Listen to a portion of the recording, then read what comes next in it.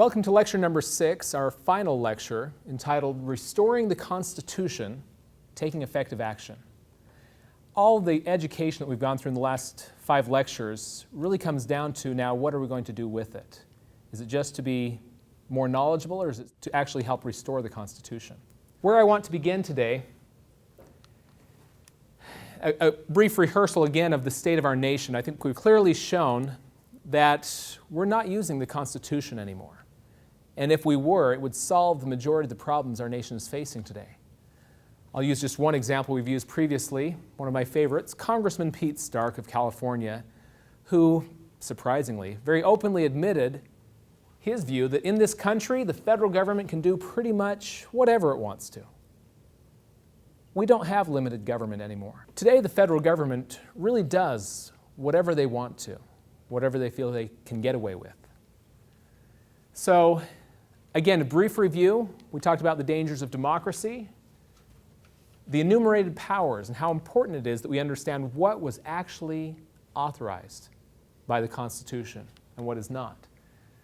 We understand the dangers of the Federal Reserve System, which was never authorized by the Constitution and gives tremendous power to private hands. And we understand the limits on our war powers on the federal level and the neoconservative movement with their attempt to misuse war powers against us and against other nations. And then in the last lecture, we went into the enemies of freedom. It's essential we understand those who are intentionally working to overthrow liberty from both political parties, as well as their representation in the schools, both public schools and colleges, media, and the money powers and how they control things as well. It's important to understand the enemy. So today, how do we restore the Constitution with all of this in mind? One possibility that has been put forward quite a bit lately is the plan of a constitutional convention. Now this comes from Article 5 of the U.S. Constitution, where it declares the method in which we can propose amendments, changes to the Constitution. If you want to turn with me there, in this edition of the Constitution, it's on page 27. And there it says, Article 5 begins, "The Congress, whenever 2/3 of both houses shall deem it necessary, shall propose amendments to this Constitution." I'll pause there for a moment. That's the first way out of 2.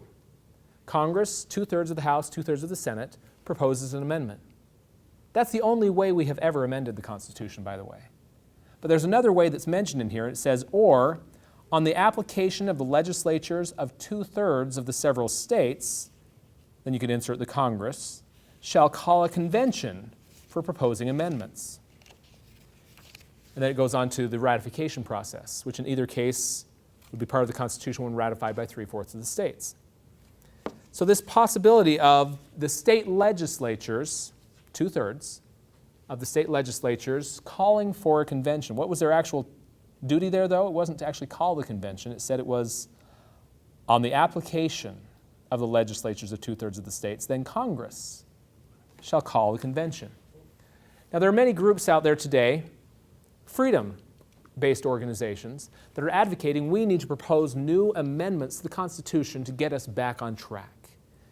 Now, on its face, I would say there's a problem with that. That implies that the Constitution is the problem, not the solution.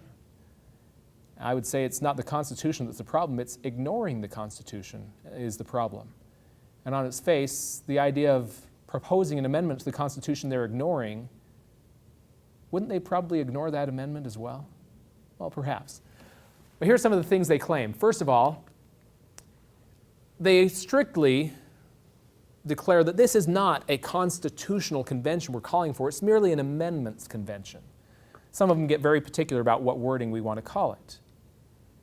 Now that implies that there's a big difference between a constitutional convention and an amendments convention. I want to describe that for you for a moment. Is there any definition somewhere in the Constitution, perhaps, of what can be and cannot be changed by an amendment? Because that's what they're implying here. A constitutional convention, such as what we had in 1787, they went in there with the instructions to amend the Articles of Confederation. What they did was they threw them out. They started with a clean slate. And those of us who are against proposing another convention today point to that as a danger. There was a precedent set If we were to call a new convention today, couldn't they take the existing form of government and throw it out, just like they did in 1787? And that is a distinct possibility. Those that are advocating a constitutional convention, or as they call it, an amendments convention, claim that, oh no, this is not a constitutional convention. An amendments convention is much more limited.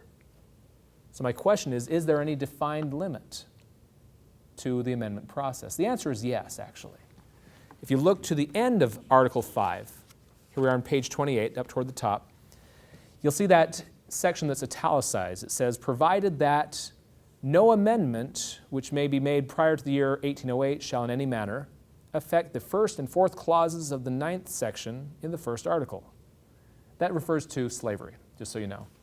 And that clearly had an expiration date of 1808. So those two sections there are prohibited against changing prior to 1808. Now we're free to do so, which was prohibiting the importation of slaves and things of that nature.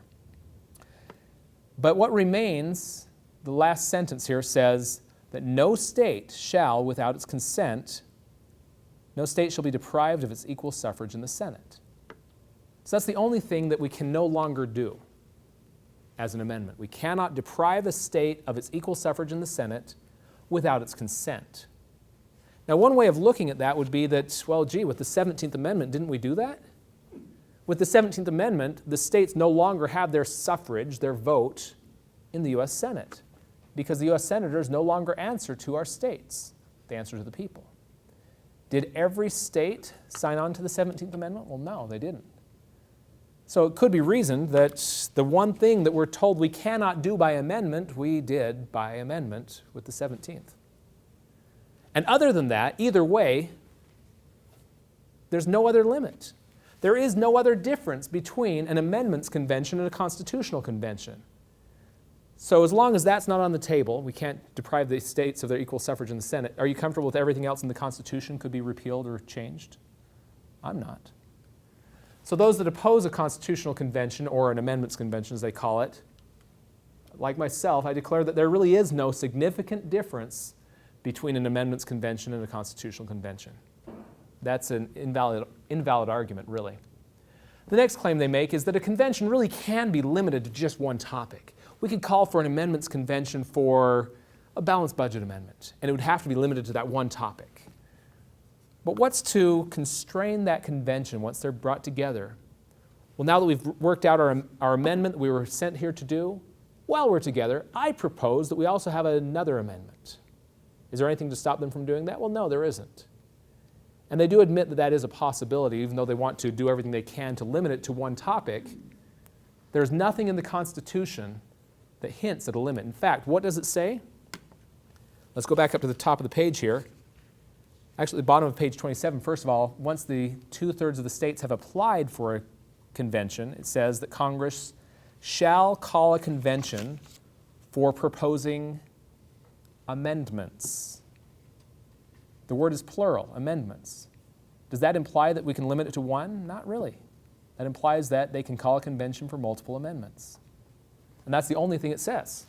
So there is no basis for that claim. The next one, they do claim that even if a convention does exceed its call, now see, they do admit that it is possible, but the ratification process will protect us. We wouldn't ever pass a bad amendment through 3/4 of the states, would we? Well, let me think. I think the 16th Amendment would qualify. The 17th Amendment, I'd say, was also a bad amendment that the states did pass. So I'm not so sure that the ratification process is that great of a protection. But worse yet, look at the precedent that was set in 1787. Now, don't get me wrong, I'm not in any way speaking ill of the great men that wrote the Constitution. It was vital that they did repeal the Articles of Confederation. They broke a number of rules in the process, and I felt they had to do so. But the ratification process that they were given was, whatever they come up with must be ratified by 13 out of 13 state legislatures, unanimous. Is that what they did? No, it's not. If you continue forward to the next page, on page 29, you see Article 7, they wrote a new process for ratification. They wrote their own rules. What it says there is, the ratification of the conventions of 9 states shall be sufficient for the establishment of this Constitution. I didn't see 13 states mentioned, did you? 9 states, they said. They changed the ratio. They reduced it to be easier to achieve. But another thing you didn't see in there was it never mentioned the state legislature. That was who was supposed to ratify. They said the ratification of the conventions of 9 states. The conventions were special ratifying conventions consisting of delegates who were not state legislators. They recognized the state legislators would see this new constitution as giving up state power. Who, in the position of power, wants to give up power? They knew that the forces would be working against them if the state legislators had to ratify. And so they changed who, and they changed how many it would take to ratify. Could that precedent perhaps be followed again today? Well, it certainly could, especially considering all of our attorneys in the country are typically trained in precedent, in case law. They don't look to the wording of the Constitution as much as they look to what previous cases have been ruled on the topic. What is the precedent set? And I fear that that precedent could allow a convention to write their own rules for ratification, and who knows what that may be. In addition to that, one other surprising admission of those that are promoting such a convention is that, of course, a convention is not without its risks, but it must be weighed against the very real danger of doing nothing. I didn't know those were the only 2 choices. Either we have to call a convention or do nothing in the face of this danger of our country going off course. I believe that we do have other choices. In fact, I will demonstrate that very clearly here. In the process, though, of proposing a convention, we really could risk losing the entire Constitution. So, what better solutions do we have? Well, first of all, anytime we're proposing any solution to a problem, we need to find out what is causing the problem. Robert Welch, the founder of the John Birch Society back in 1970, demonstrated the dangers of ineffective action. He says, there has been plenty of energy, enthusiasm, and money expended by patriotic Americans to have stopped the enemy several times over. Most of it, however, has actually and cleverly been shunted off course or guided into support of the very things the enemy wanted to accomplish. During the time the John Birch Society has been around, we have seen thousands and thousands of freedom groups come and go with many different plans of how to restore the Constitution or whatever else. There has been plenty of energy expended in the cause. Unfortunately, most of it has been ineffective, largely because we don't first identify what's causing the problem. We need a proper diagnosis. If you were to go into the doctor, tell him you're not feeling well, and before you say another word, and without ever giving you a checkup, he simply says, you need this prescription, have a nice day. I don't think I would take that prescription. I'd be a little leery because he has no idea what's wrong with us. In the same way, we can't prescribe a solution to our nation's ailments unless we understand what is the root of the problem. So what is the root of the problem? Is any one of these people? Sometimes I have people acting as though Obama is the root of the problem, or Bush, or whoever. Well, clearly if it was George Bush, he's no longer in office, our problems are solved. If it was Obama, once his terms are over, problem solved. And that would also imply that we didn't have a problem before him. Clearly that's not true. These problems have existed for decades and decades. We just accounted over the last 100 years' history, actually, in lecture number 5, of serious problems infiltrating in our own government. The root of the problem is none of these. In fact, those of the ones on this page that we're electing to various offices are merely symptoms of the problem. I would point out, for example, that Nancy Pelosi is an excellent representative of her people. She represents their views. That's why she keeps getting elected. She is merely a symptom of the type of mentality of politics in her district, as is every congressman or senator. They represent those that are willing to support them and elect them. So the problem really isn't them, it's us. Those who are electing these people that are destroying our freedom. I think this is best illustrated by a man by the name of Alexis de Tocqueville. He came to America in the early 1800s to discover what was the secret of America's overnight, miraculous strength and success. what we often would refer to as the miracle of America. That in just a few decades, we became a world power economically, militarily. As he traveled around America, he discovered some very interesting things. He said that in America, the people are free to do all kinds of things that are illegal in Europe, and yet they don't do them. That we are self-restraining. That we don't need government to tell us what we can or cannot do. And he pointed to the cause of that was the role that religion played in all of our lives here in America. That religion, without having any formal ties to politics, guided the philosophy and the morals of our political structure. It was very interesting to him the way it played such a role. He also noted that principles of liberty and the Constitution were preached from the pulpit in the churches. Because of that, one quote here from him, he says that in America, every citizen is taught the history of his country and the leading features of its Constitution. Well, that sounds like today, doesn't it? Yeah. I wish. He goes on to say it's extremely rare to find a man imperfectly acquainted with all these things, and a person wholly ignorant of them is sort of a phenomenon. Virtually everyone you talk to is thoroughly versed on the Constitution. To find one man that isn't, it's a phenomenon. It's bizarre. Today, if I were to apply his statement to today, I'd have to reverse this. Today, it's extremely rare to find a man who's vaguely acquainted with the Constitution and our national history, and a person wholly educated on them is sort of a phenomenon. If that was the great strength of America in the early 1800s, that is the great weakness of our country today. Because of that, I declare that we will never restore liberty to this country until we first restore the principles of liberty to the hearts and minds of the people. That, in its simplest form, is the solution. We must restore those principles of liberty to the hearts and minds of the people, so again we establish the type of society that Tocqueville described. That is the solution. Now, with that understanding, I want to analyze a few proposals that various freedom groups have brought forward as here's how we can help restore liberty. Term limits, for example. Let's compare back and forth a society as Tocqueville described versus a society on the opposite end of the spectrum, one that's thoroughly indoctrinated in socialism. In a society that's thoroughly indoctrinated in socialism, which we're almost there, what would term limits do for us? They would simply guarantee our faster turnover of our socialist leaders. It wouldn't make any difference in the quality of leadership. They would all be socialists because that's what we would elect.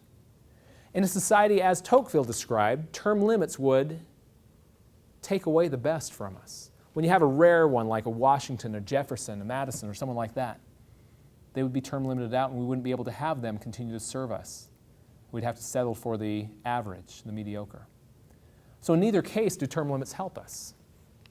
The next one, a balanced budget amendment. In a society dedicated to socialism, balanced budget amendments means higher taxes. It doesn't mean it's going to restrain the government in any way. It just means higher taxes. And if we were truly following the Constitution again today, we wouldn't need a balanced budget amendment because the unbalanced budget is already unconstitutional. We covered previously that it would trim the federal government by at least 80%. We would have a budget surplus. Completely unnecessary. The next one, any other amendment proposals? The real danger here is that the amendment proposals always end up saying, well, Congress will never pass this amendment, so we need to pursue an amendments convention. And that's a very dangerous place to begin. I don't dare open the Constitution for revision in today's political climate, nor is there any need to do so. What about getting the right candidate elected? Now, this is not a bad thing to be involved in, don't get me wrong. I highly encourage you to support the candidates you feel will best support liberty. But if that's all we do, we are truly getting the cart before the horse. Because if we get the right candidate elected, if they're true to their oath of office and adhere to the Constitution, if the public does not understand those principles, the media will have an easy time destroying them prior to their re-election. They'll serve one term and be done and make very little difference. If, on the other hand, we have a society that understands those principles, getting someone like that elected becomes very easy. So again, it's a good thing to be involved in, but we first must lay the foundation. This next line is one I'm quite fond of. Militant revolt, tax evasion, revolution. Let's all grab our guns, just march on Washington, kick the bums out. Now that's a very bad idea. First of all, because even if we were to amass thousands of people ready to march on Washington with our arms, before you arrive, you would be met by the military, and they would put down your insurrection. In fact, interestingly, that's exactly what it says in Article 1, Section 8, that Congress has the duty to suppress insurrections. They'd be following the Constitution when they stopped us. But not only that, with all of these, whether it's tax evasion or revolution or whatever it is, none of those would ever work unless we first had educated enough people to understand the problems and be willing to take that level of extreme action. Because unless we have a major portion of society behind that movement, we're just an insurrection. And it'll be put out like a candle. No big deal. Now, wait a minute. The only way for these to work is if we first educate a major portion of society? Well, if we have educated a major portion of society, we've already won. We don't need our bullets at that point. We have a ballot. We can win that way. So again, none of those really help us in any way. The one thing I want you to remember, any idea that's ever brought before you on here's how we can save the Constitution, restore liberty, always ask this question. Does it address the root of the problem? Does it create an informed electorate? If it doesn't do that, we will never restore liberty to an ignorant public. It can't be done.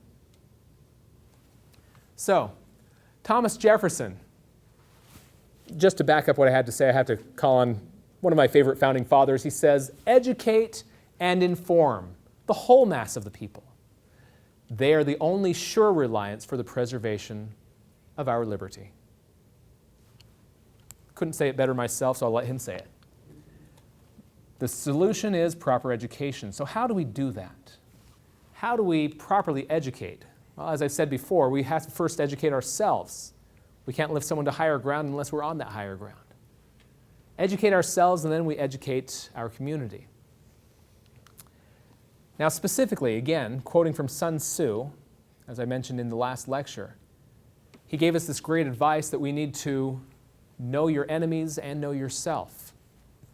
So these are the things that we need to be educating our public, our community on. We need to understand the principles of liberty and help others understand it as well. We need to understand the enemy and help others understand that as well. Now, to that end, the John Birch Society, more than any other group I've seen, does a massive amount of publishing of both books, magazines, articles, DVDs, and so on, educating on the principles of liberty. The New American, for example, I mentioned in the last lecture, and the power it had of turning someone around from being nearly socialist to being constitutionalist. We also have, on a weekly basis, Arthur Thompson, the CEO, gives us about a 10-minute review of the news, which is very insightful. I recommend just going to jbs.org on a regular basis and look up his latest videos. They're always right on the front page. And what he does is he goes into the national and international headlines and what's behind them that they're not telling you, what you ought to know about what's going on. I highly recommend that news source. A number of other things that we offer to help with that education process, besides the New American Magazine, our bookstore, Shop JBS. We have Liberty News Network, which from time to time does various interviews at major events and so on. Then under the American Opinion Foundation, we have Freedom Project, which puts out various constitutional brief lectures, brief studies and so on, usually a video of about 5 or 10 minutes. Most of them right now are geared towards youth, and they're very enlightening. In addition to that, there's an online school called Freedom Project Education, in which the students can put on a headset and microphone and talk directly with their instructors, and they have a blackboard and they do instructions online and so on. And it's very much a classical education, very much after the vision of Thomas Jefferson and the way he was taught. Very different from the nearly Marxist agenda that's being taught in our public schools today. So for those that are interested in homeschooling but would like some help, this is a great tool for that. In addition to that, we publish a major amount of articles, videos, DVDs, magazines, books, booklets, understanding the enemy. Remember, that was the other part that we need to know thoroughly. And as I look around at other freedom groups and their publications, this is the area I find most of them are weakest in. Sometimes they have good amount of information on principles of liberty, but very few clearly explain the enemy. And of those that do, many of them end up in speculation, discrediting themselves in the process. It's vital that as we go into explaining the enemy, that we don't take one step into the speculation that would discredit you. So, how do we re-educate the public? The main theme here is we need to build influence. You want to do everything you can to build your influence. Staying away from the speculative theories helps with that. You don't want to lose influence.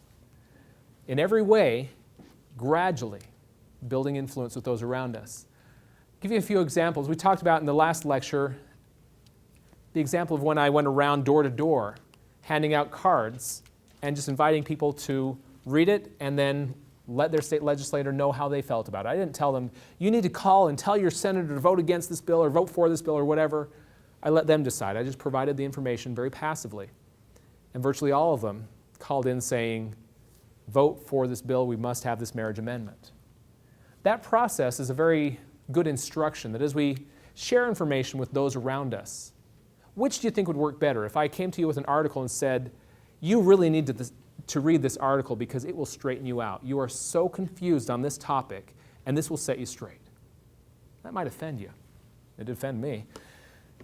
If, on the other hand, I came to you with an article and I said, Jack, I really appreciate your opinion. I'd love it if you would read through this article and let me know how you feel about it. I'd like to get your opinion on it, or something like that.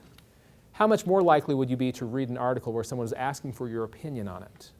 Much more. It's a very passive approach. Unfortunately, I see that many times when people become aware of how far off track our nation has gone, they become fired up and full of enthusiasm. They want to grab their neighbor by the lapels and shake them and wake them up too. And that leads to frustration. They want to bang them over the head or whatever. And I've tried that, I admit it. I've tried to wake people up on my schedule. Frustrates them, frustrates me. If, on the other hand, we just share information with people on a passive basis, allowing them to come along at their own pace, some will love it, they'll embrace it, they'll want more. Others will seem pretty indifferent. That's okay. Just on a passive basis, share something with them from time to time. Eventually something may spark. Even the most committed liberal or socialist can be turned around with a passive sharing of information over time. In some cases, it might take a few years. That's okay. Let them come at their own schedule, not yours. That's one of the key factors in building influence.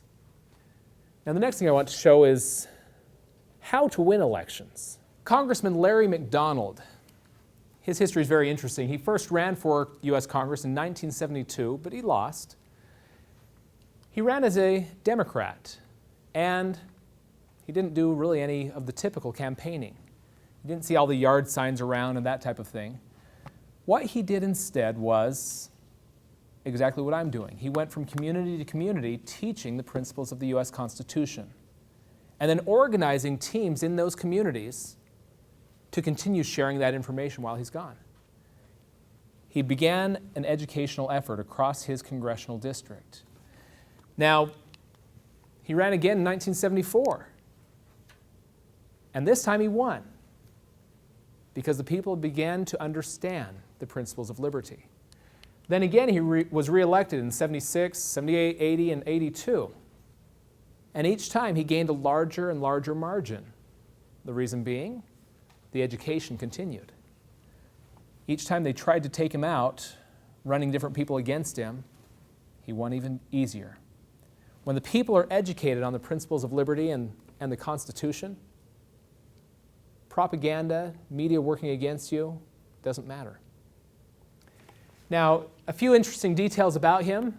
He was a strict constitutionalist. Yes, even the Democrats can be strict constitutionalists, and he was one. He's one that always would look to the Constitution first before voting. Can I find in the Constitution the authority for this bill?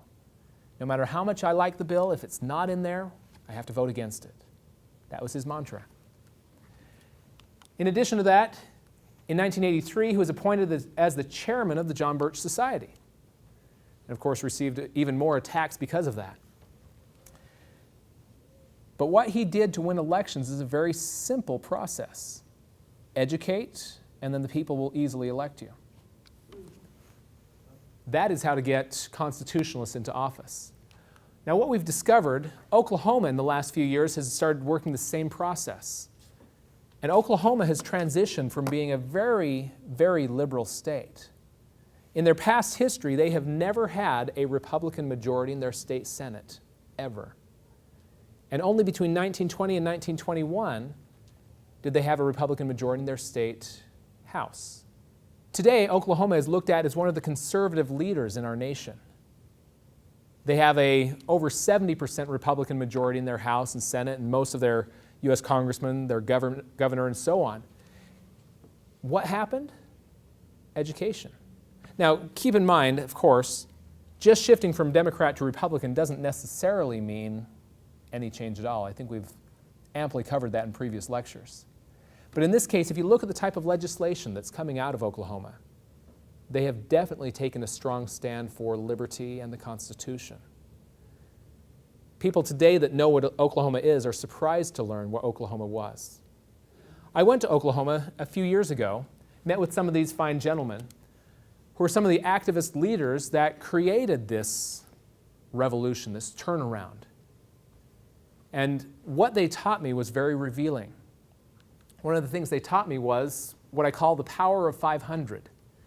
That in any congressional district in our country, when you can pull together a team of 500 to educate their communities, that's sufficient to restore constitutional understanding and turn that congressional district around. Whether your congressional district is one like Nancy Pelosi's, that one might take a few more years. But even there, they're not fools, they're just misinformed. And proper information can root out bad information in any district. 500. Now this is a DVD that recently came out by the John Birch Society explaining a little bit more of the details of how this power of 500 works. It's part of a 6-lecture DVD set for training new members of the John Birch Society on how to be effective activists.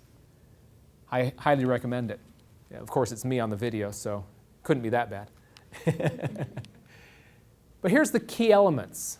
In order to be part of this team of 500, you must be well trained. We need to understand the principles of liberty. We need to understand the enemy. And we need to understand what is effective action. How we can get information out into the hands of our friends and neighbors in a manner that is not offensive, in a manner that is influential.